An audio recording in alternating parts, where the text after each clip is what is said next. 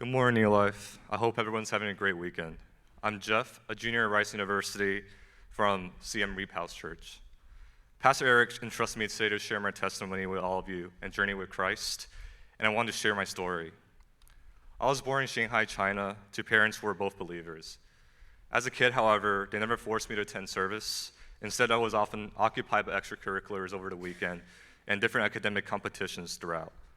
I would occasionally attend service during Christmas or Thanksgiving time, but God was a stranger to me, and I never really grew a close connection with Him. I was surrounded by also friends who were non-believers, and the topic of God and religion was never at the top of my priority list. To me, being successful at the time meant excelling in my academics and being popular at school. Then everything changed. My family moved to the US when I was 12. I was both excited and nervous at the same time. Although I anticipated a different culture in the US, I didn't quite anticipate just how different it would end up being. The school I attended was a private Christian school that was K-12, and when I first arrived, I felt like an outlier since everyone else grew up together while I just sort of spawned out of nowhere. No one discussed their grades or how well they placed in competitions, and instead I was enrolled in a course called Christian Studies, which I've never heard of before. However, it was in my Christian Studies class where I met one of my best friends in high school, as well as a teacher that became my mentor. He embraced me and asked me a lot of questions about how my transition to new culture has been, what's been on my mind, and just any topics that I found interesting in general. He didn't force the idea of God and Christianity into me, but I could tell from his passion in religious discussions that he truly loved God wholeheartedly. I really appreciated his openness when discussing his journey with Christ, how he hasn't been perfect, how he had an imperfect family but was saved through the grace of God. Although I didn't immediately accept Christianity, I started pondering upon it a lot more. This phase of exploring my identity in its context with God continued during my high school years.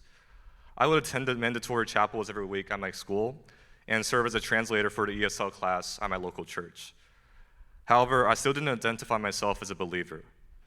One afternoon during my freshman year of high school, I was playing basketball with my friends, and we came up with this idea of starting a sports camp for children with special needs.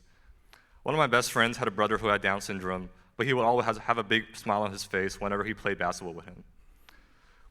What started as a spontaneous idea quickly turned to reality when we started hosting sport camps for children of special needs at our local church. During the pandemic, we even hosted dance sessions on Zoom for them so they can stay active, as embarrassing as it was for us leading the dance.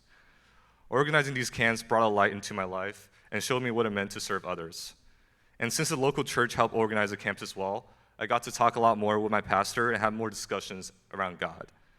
Last summer, I was invited back to the camp as a guest speaker, and although the camp is now arts and crafts instead of sports, which is a little disappointing to me, but it was incredible seeing how much joy radiates from the campers and how much impact God has had on their lives. Fast forward to college, I tried to build upon my relationship with God. I attended 7 Miles Church with a couple of my friends during freshman year, but I never felt a really deep connection with the church. Most of my friends were also non-believers and encouraged me to party with them on the weekends, which did not bode well for my chance of waking up early for Sunday morning services. I could sense myself slowly drifting away from God, but did very little to stop it. And at the beginning of my sophomore year, I moved off campus and could not get a ride to church that I used to go to, which became a convenient excuse for me to miss church altogether. Until one day, my roommate Sam Coe invited me to visit New Life. Initially, I was very hesitant, but decided to give it a shot anyways and visited a previously shepherded by Gospel eBay. This ended up being one of the better decisions I've made in my life, as every member of CM Reap welcomed me with open arms and were enthusiastic about me visiting. Something instantly clicked, and their support and love have been instrumental in my journey with Christ. 2 weeks ago, I attended RGM, and Pastor Eric's big questions regarding heaven and hell really stuck with me and encouraged me to think deeper about my faith and what it meant to receive Jesus. After the session, Pastor Eric asked me if I was ready to receive Jesus and get baptized. Almost no hesitation on my part, as I was inspired to become proactive in my pursuit for Jesus, instead of making excuses to push him further away. I'm now steadfast in my belief that I am a child of God, and that despite all of my sins, I have been saved through Christ. I realize that my walk with God has been far from perfect, but he has blessed me in ways that I did not previously expect and recognize. I want to end this testimony with one of my favorite verses. A lot of us might be familiar with the verses Jeremiah 29:11. For I know the plans I have for you, declares the Lord, plans to prosper you and not to harm you, plans to give you hope and a bright future. However, this verse that followed are just as powerful. Then you will call on me and come and pray for me. Listen to you. You will seek me and find me when you seek me with all your heart. I will be found by you, declares the Lord, and will bring you back from captivity. Thank you all for listening to my testimony, and I pray and encourage all of you to be proactive in seeking Jesus with all your heart. Thank you.